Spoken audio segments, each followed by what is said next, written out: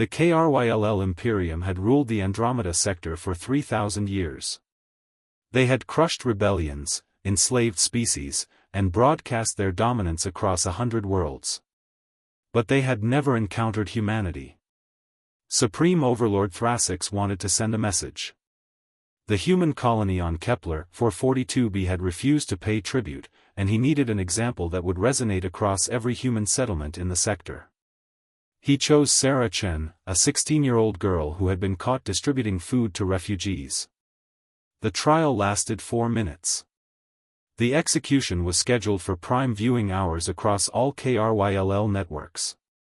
Let this human child's death remind all species of the price of defiance, Thrassix announced as Sarah was brought to the platform.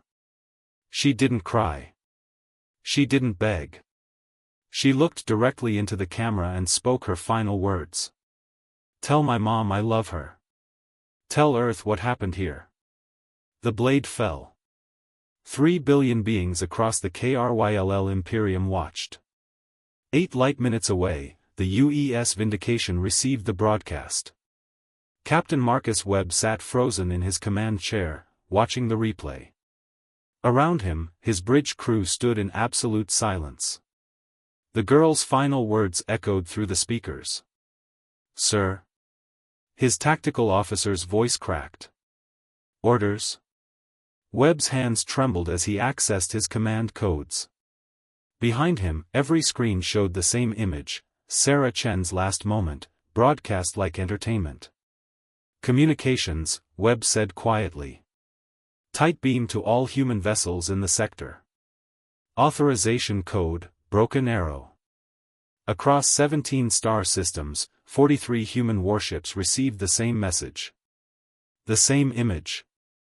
The same authorization code that hadn't been used in 2 centuries. The KRYLL had made calculations based on distance, fleet positions, and diplomatic protocols. They assumed humanity would lodge complaints, maybe impose sanctions. They had 8 minutes of lightspeed delay to celebrate their demonstration of power. They didn't know about human FTL communication networks. They didn't know about the weapons humanity had sworn never to use again. They didn't know that humans didn't calculate revenge in terms of strategic advantage. Captain Webb looked at his tactical display. 17 KRYLL worlds. 4 billion KRYLL citizens. Military targets and civilians alike. He thought of Sarah Chen, who would never see her mother again. Who died for distributing food. "Execute protocol Scorched Earth," Webb said. "No warnings. No mercy. Every world. Every station. Everything they have."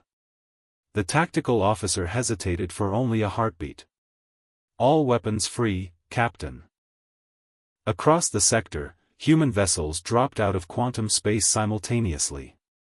Planet-killer warheads launched before the KRYLL even registered their arrival. Antimatter torpedoes streaked through orbital defenses. Relativistic kinetic impactors, weapons banned by every treaty humanity had ever signed, screamed through the void at 97% light speed.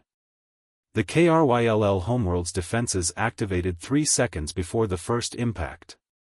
3 seconds to realize that humanity had just translated into their system with enough firepower to crack a planet's crust. Supreme Overlord Thrassix watched his view screens fill with fire. Every colony. Every fortress world. Every fleet anchorage.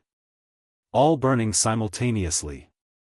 His communication officer managed one transmission before the antimatter warhead vaporized their command center. "What are you?" Captain Webb's response was never received. The KRYLL command structure ceased to exist in a flash of artificial starfire. 8 minutes after Sarah Chen's execution, the KRYLL Imperium became a historical footnote. The Galactic Council condemned humanity's actions. 17 species filed formal protests about the use of prohibited weapons and the complete disregard for civilian casualties. Humanity withdrew from the Council. Their representative's final statement was simple: "Touch our children, and we will show you what monsters look like." No one touched humanity's children again.